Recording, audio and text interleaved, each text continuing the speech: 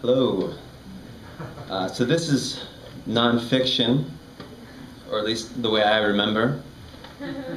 It's called It's Christmas When We Get There. I've heard it said by historians, druids, and liberals that Jesus was born in October. They point to documents obtained from the government of whatever country he was actually born, detailing how they had arranged a census and hired several thousand census workers to get themselves temporarily out of a jobless economic recovery.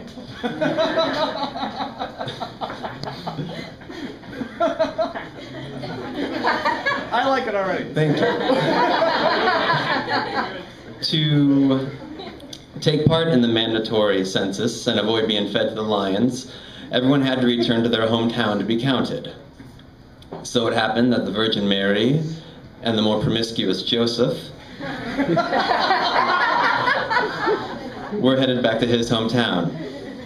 The jiggling and jostling of traveling all day by donkey on roads cratered with potholes irritated the infant deity hitchhiking in Mary's belly and sent him traveling down the birth canal in search of someone to complain to. So ahead of schedule, and before Halloween, in a spooky barn made from the timber salvaged from Noah's Ark, and in a manger that once housed the Ten Commandments,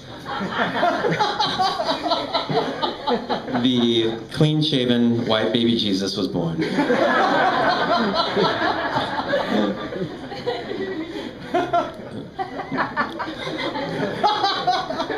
My brother, who's also clean-shaven and white, and born to a one-time virgin,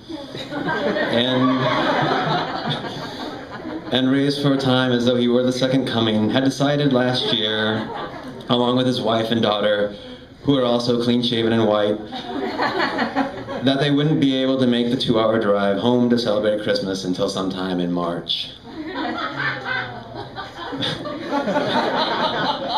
We'll get to that. But before we do, we have a loose end to tie up, and that loose end hangs from Santa's tailbone.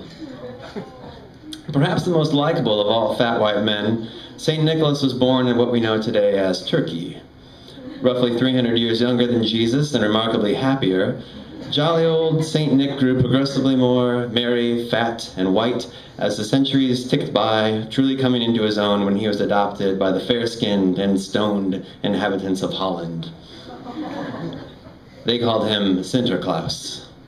Americans, being known for and proud of our right not to have to read or pronounce foreign words, as stated in the Constitution,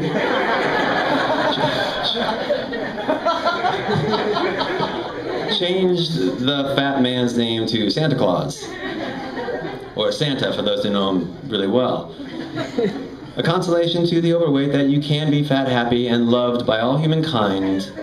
People around the world encourage his portly state by leaving him cookies and milk to plump him up as he pumps up the economies of the world and spreads joy, etc. Jews may not believe in Jesus, but when one marries a Gentile, they'll deck the halls with boughs of holly and leave a cookie or two out for Santa to munch on.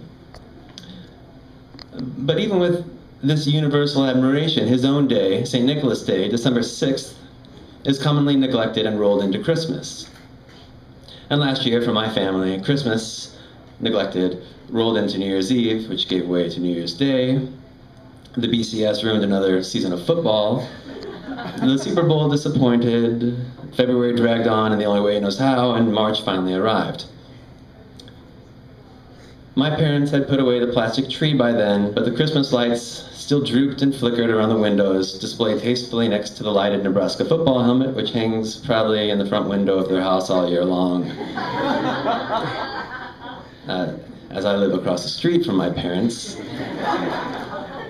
I got to experience the joys of the holiday season and the tinge of embarrassment all winter long. My dad, you may be interested to know, keeps a pair of binoculars unabashedly in the open on the television in the front room to keep track of my coming and going, in addition to the ratio of recyclables to yard waste to garbage I haul weekly to the curb. This is unrelated to Christmas, as it happens all year long, but I think it's important for you to know what kind of people we're dealing with here. So when the sacred day of Saturday, March 20th, the birth of the Lord Jesus Christ, had arrived, my wife and I kept a lookout across the street for signs of the South Dakota plates belonging to my brother. We wanted to arrive simultaneously so as to get on the same drinking schedule. Well, somehow we missed their arrival, and by the time we crossed the street, we found my family already 12 miles into a marathon of intoxication. They were finishing up their second round of karaoke, and the Huskers championship game from 1997, taped from television and playing in the VCR, was nearing halftime. My family, who are equal parts German, Scottish, and Old Milwaukee Light, had already reached a plane of intoxication that could only be intersected by the most fully trained cosmonaut. Being raised in that backward and joyous family, I found it quite easy. I poured myself a tall glass of Jameson and emptied it just as quickly. My poor wife, on the other hand, who was raised by people with manners, sat on the couch with a plastic bottle of vodka and pondered how her life went so wrong. Just like she had done last Christmas, 16 months prior, on November 29th, the birth of the Lord Jesus Christ. If the Grinch were to come down to Whoville and take all the ribbons and take all the tags and take all the packages, boxes, and bags, so long as he left the booze, my family would make it through Christmas just fine. Thank you very much. The families have traditions, and that is ours.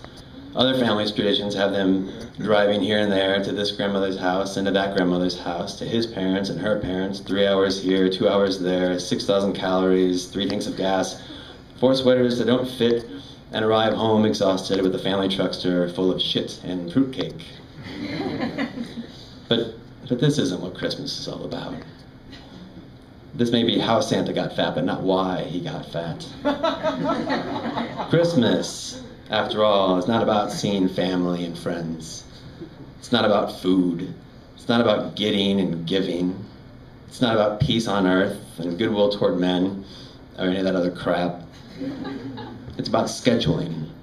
It's about fitting it in where you can. Jesus didn't wait for Christmas, so neither should we. Be it in November or March, it's Christmas when we get there.